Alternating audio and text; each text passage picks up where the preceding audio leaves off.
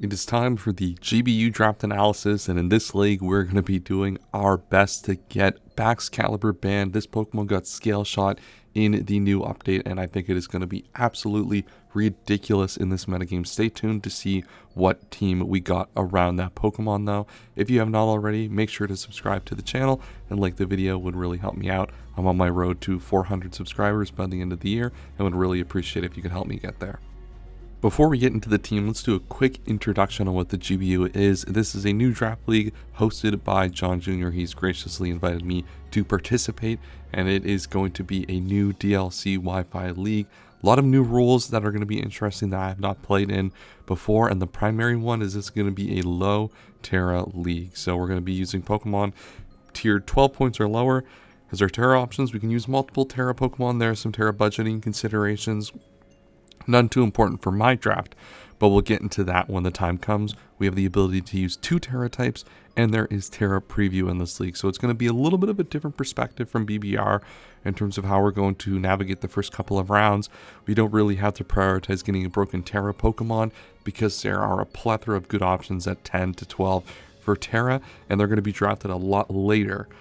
As what I was thinking going into the draft, that actually ended up not being the case. A lot of people reached in round 2 or 3 for some Terra options. Okidogi OG Albina took that Pokemon, was something I was considering. Took that like round 2. So a lot of people going for those early still, as Terra is a very broken mechanic. But no more wasting time, let's get right into the team. As I alluded to at the start, Baxcalibur is the first Pokemon that we drafted in this team, and it got scale shot in the new DLC, which is going to make it absolutely ridiculous to use. There's some concern I have, but maybe a little bit, that getting a Sword Stance and a skill shot with this Pokemon up is going to be a little bit more difficult than something like the Garchomp, for example. But Ice is such an interesting offensive type to have access to, and the coverage on this is great. Steel coverage, dark coverage, all very, very important, and we're going to do our best to get this Pokemon banned this season. I think Scale Shot as an addition to this Pokemon is actually ridiculous. You don't even need the setup half of the time to really take advantage of this Pokemon's power, and that is my goal this season, that they finally ban this, but that they will use this as an opportunity to ban this Pokemon after I have my way with the league with this Pokemon this season. To kind of enable the Baxcalibur in this team, I took Greninja with my second pick here, and what this Pokemon is going to enable is, 1, it's a good hazard setter, always important to get hazards, and 2, it gives me a really, really fast Pokemon. So one of the things that, I find that we really, you really need to prioritize in drafts, especially with these mid-tier speed options that, as number 1 threats, is you need a secondary threat that has a lot of speed to make up for that and to draw attention from your opponent's team. Draw Scarfers into the speed tier of Greninja, and a little bit less into the bulk, forces them to make more complicated decisions, and Greninja is a great way to do this. It doesn't necessarily open up a lot of the problematic Pokemon that Baxcalibur has to deal with. Ground types is a type that Greninja does a lot of good job dealing with. Obviously Baxcalibur can deal with those, but the main reason this is here is a good spike setter and a great speed option, one of the best speed options that were left honestly at all in the draft at this point. That's one of the the things of the first few rounds, is people are going to take your Dragapults and Pokemon in that level of speed tier. Greninja, it came to me, I had to make sure I got it. You saw me use this Pokemon to great effect in the BBR, and we are bringing back Iron Hands on the team this time around. This is always just such a great Pokemon in Draft League, honestly. I think, people were a little bit low on it coming into my last BBR season. I heard people saying that they didn't really see a lot of people use this Pokemon well. I think we made a great account for this Pokemon on that team, and I think it's going to be great on this team as well. This is a great way to break down Steel types, Rock types, Water types that Baxcalibur is going to have a difficulty dealing with.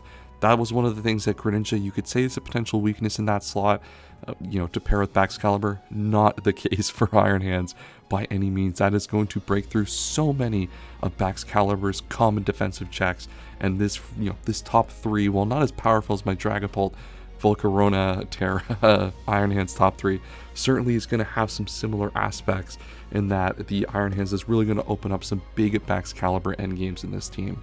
With knockoff coming back, I had to get a knockoff switch in, and this is one of the best ones. Ting-Lu, obviously weak to fighting, which is a common move on a lot of fighting types in this generation. But this is an amazing hazard setter, spikes and stealth rocks, so we don't have to rely on Greninja to be a hazard setter. Well, that is a really good set for the Greninja. Opens up a lot of complicated plays my opponent has to play around.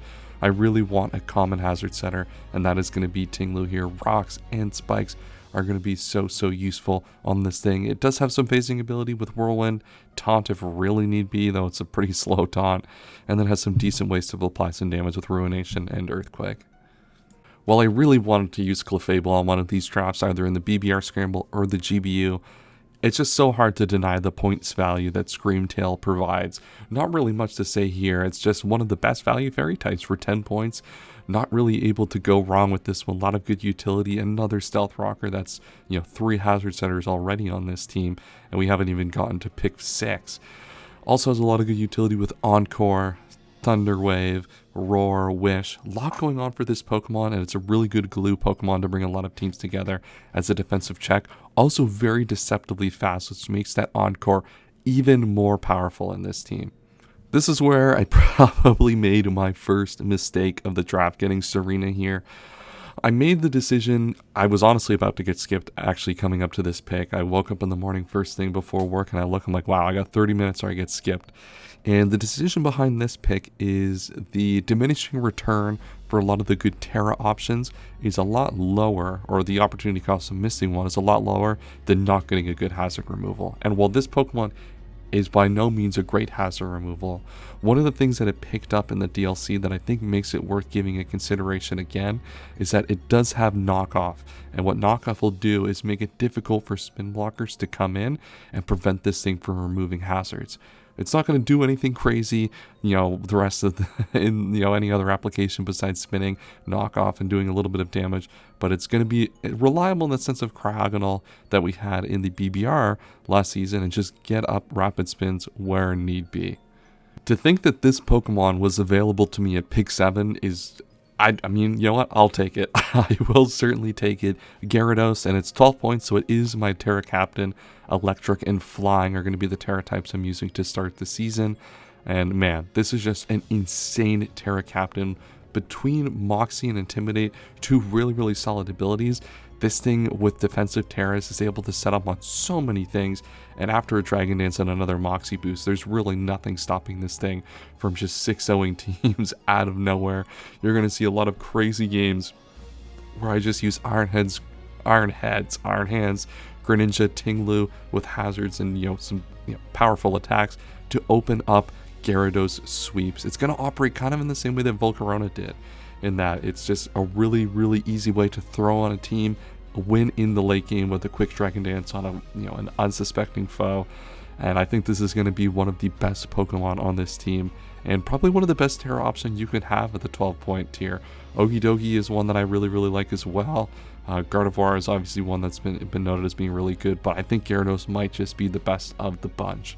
I mentioned earlier when I was talking about Screamtail is one of the nice things about Screamtail is the price point of that Pokemon, and when you save points you get to make a big picks like this late in the draft. One of the things that I utilize in Pokemon draft and drafting in general is kind of a theory that comes from Magic the Gathering and Limited and drafting is staying open is going to enable so many big moments like this where you're able to really capitalize on a Pokemon being left on the board. And on a team here without a normal type Ursaluna still on the board, the fact that I've saved points with the Screamtail, able to get a decently priced spinner and get a Gyarados, which is basically at 12 points in Terra, has the value of a 16, 17 point Mon.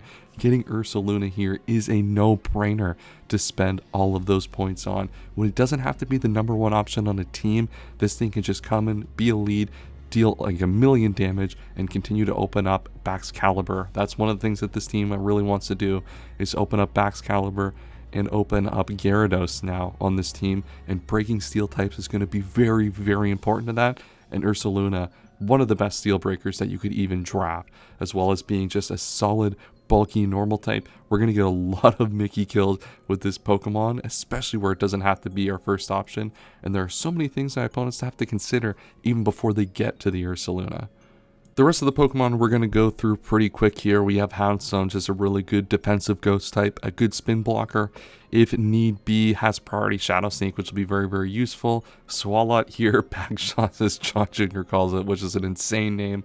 Gives me a poison type, gives me a way to deter toxic spikes. Not something I had on my BBR team, which was a little difficult at times. And then we pick up Amol's favorite Ampharos here. Decent sped off wall and a decent static electric type that can provide some utility in, various games. Not one that I expect to see often. We have a lot of powerful Pokemon that can come basically in every matchup. So I think we're probably less likely to see these Pokemon at the bottom of the team than we would on a lot of drafts that I would pick. I think we had a lot of good diversity in the Pokemon we brought in the BBR outside of bringing the first 3 picks every week. This time, not sure we're going to see that as much. I think this team is just a little bit worse in terms of the spread of Pokemon that we have than the BBR. But the top end is just as there in terms of the quality. Baxcalibur, Ursaluna, Greninja, Iron Hands, Gyarados is an insane set of 5 Pokemon to prepare for on the defensive end. It's going to be really difficult for any of my opponents to really figure out how to manage these Pokemon. That is the end of the draft analysis. Thank you for watching. If you got all the way through, make sure to leave a like on the video and subscribe.